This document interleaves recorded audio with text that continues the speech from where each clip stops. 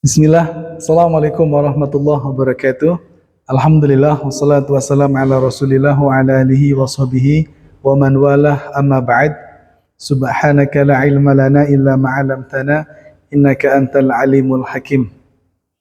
Ikhwan dan akhwat, santri asrama sahabat Quran yang Ustadz cintai dan Ustadz banggakan. Pada kesempatan ini, insyaallah Ustadz akan menyampaikan beberapa pesan atau nasihat untuk kita, untuk santri yang akan liburan. Ada 5 pesan insya Allah yang akan kami sampaikan. Mohon untuk diperhatikan bersama-sama, pesan nasihat yang sangat penting untuk kita jadikan pelajaran. Yang pertama, jadilah hamba Rabbani, jangan menjadi hamba ma'hadi. Apa itu hamba Rabbani? Hamba Rabbani adalah hamba yang sejati, yang dia senantiasa menyembah Allah dimanapun berada, kapanpun waktunya, dia tetap bersungguh-sungguh beribadah kepada Allah. Dia menyadari bahwa tujuan dia sebagai manusia yang diciptakan Allah adalah untuk beribadah kepada Allah. Wa ma khalaqtul jinna wal insa illa liya'budun. Tidaklah Allah menciptakan jin dan manusia kecuali untuk beribadah kepadanya.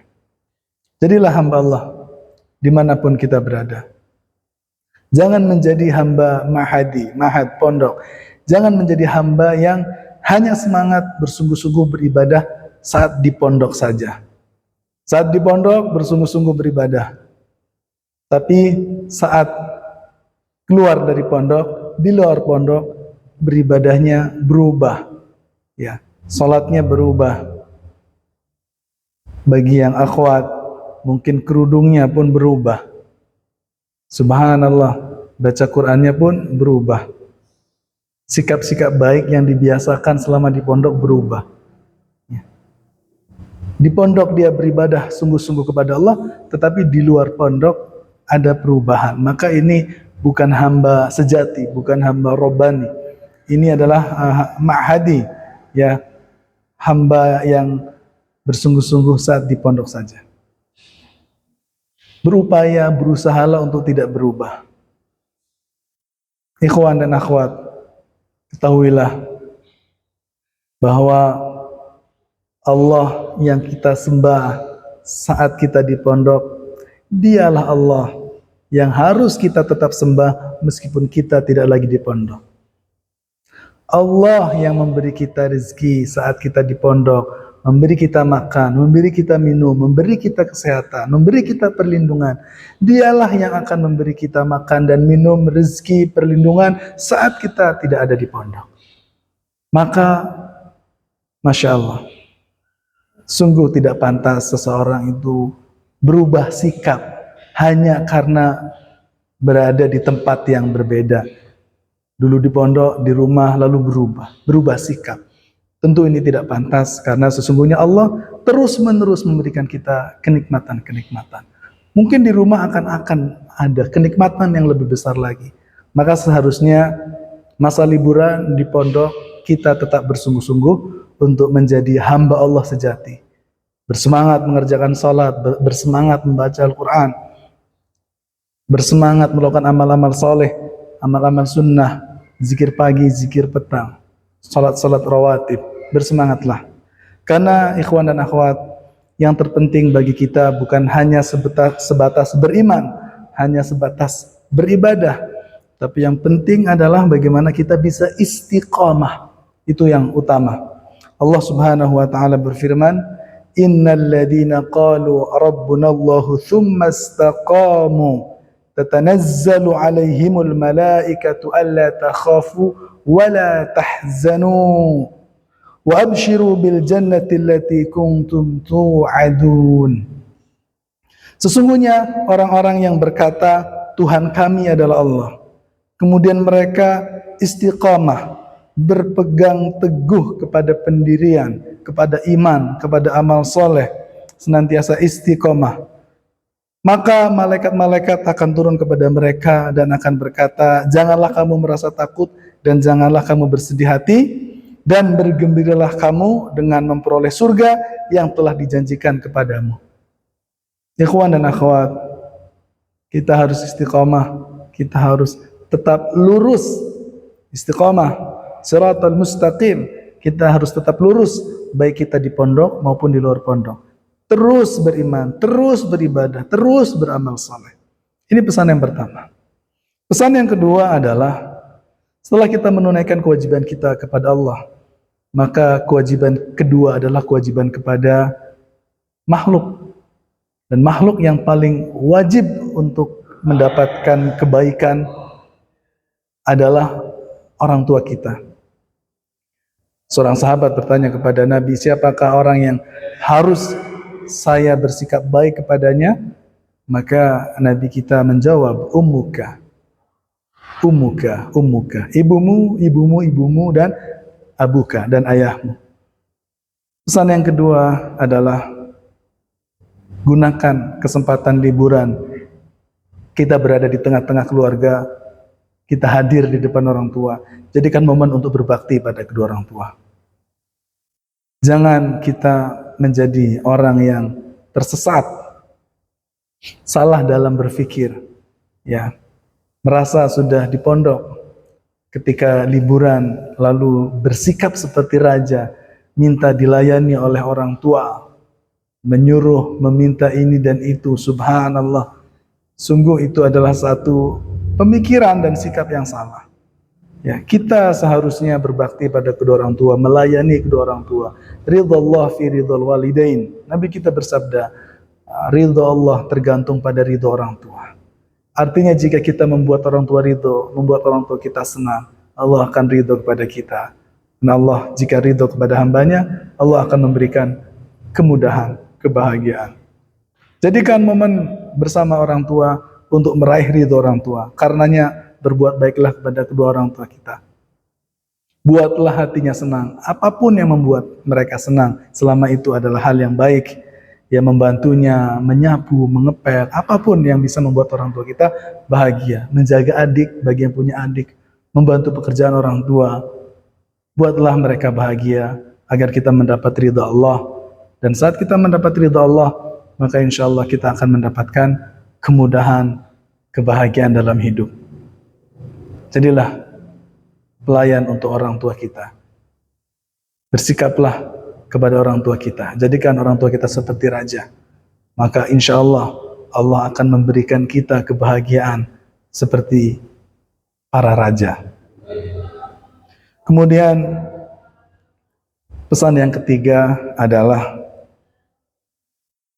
ikhwan dan akhwat, yang ketiga, jagalah akhlak. Jagalah sikap kita. Kenapa? Orang telah mengenal kita sebagai santri, sebagai penuntut ilmu, sebagai penghafal Quran. Ingat pesan Al-Quran dalam surat Abasa, bi'aidi safarah kiramim bararah. Al-Quran itu berada di tangan utusan yang sifatnya mulia, kiram, bararah, dan dia berbakti. Maka jadikanlah akhlak mulia sebagai pakaian kita, jaga lisan, jaga perilaku. Masya Allah, kalau kita baik, kalau kita berakhlak mulia, orang-orang tua yang mengenal kita, mereka akan terinspirasi, mereka akan berupaya akan memondokkan anaknya juga. Dan ini akan menjadi jalan hidayah untuk orang lain. Kemudian yang keempat, jauhi hal yang sia-sia. Jauhi hal yang sia-sia. Min husnil islamil mar'i tarkuhu ma la ya'nihi. Tanda bagusnya Islam seseorang adalah dia meninggalkan yang tidak bermanfaat. Yang tidak bermanfaat kita tinggalkan. Yang tidak bermanfaat kita tinggalkan. Bagaimana agar liburan kita berkesan, berisi hal yang bermanfaat? Buatlah aturan-aturan. Buatlah agenda kegiatan selama 13 hari. Hari Senin, hari Selasa, hari Rabu saya akan ngapain aja. Saya akan ketemu siapa. Saya akan berkunjung ke rumah saudara siapa. Buatlah agenda. Kemudian yang kelima, ikhwan dan akhwat, ini yang sangat penting. Jauhi, hindari dosa dan maksiat, khususnya dikala sendiri. Rasulullah Shallallahu Alaihi Wasallam bersabda, sesungguhnya nanti di hari kiamat ada satu kaum yang membawa kebaikan sebanyak gunung, akan tetapi kebaikannya akan hangus, akan lenyap.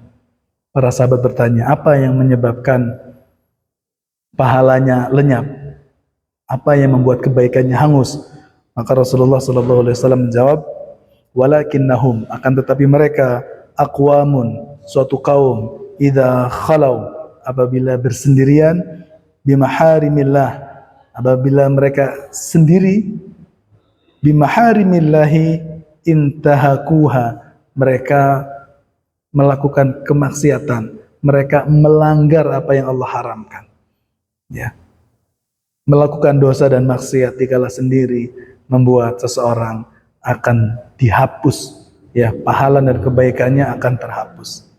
Ikhwan dan akhwat, di rumah mungkin kita akan memegang HP, memegang laptop, kita mengakses internet, kita membuka sosial media. Mungkin orang tua kita keluar, mungkin tidak ada saudara, lalu kita merasa sendiri. Ingat, ya, jangan bermudah-mudahan bermaksiat di kala sendiri, karena kemaksiatan yang dilakukan di kala sendiri penyebab gugurnya pahala-pahala kita, dihapusnya pahala-pahala kita. Sungguh rugi apabila seseorang bersusah payah membangun kebaikan-kebaikan berbulan-bulan, bertahun-tahun, ya, penuh dengan perjuangan, tetapi kebaikannya hangus dalam waktu 1 menit, 3 menit, 5 menit. Mungkin dia bermaksiat, menonton apa-apa yang Allah haramkan.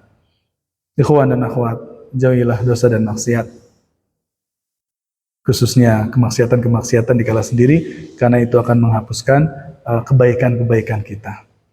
Ikhwan dan akhwat yang kami cintai dan kami banggakan, inilah pesan yang bisa Ustaz sampaikan.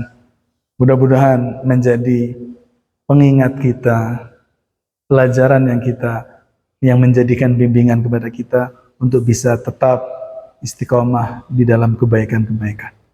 Selamat berlibur, selamat berjumpa dengan orang tua, berjumpa dengan keluarga, selamat berbahagia dengan mereka.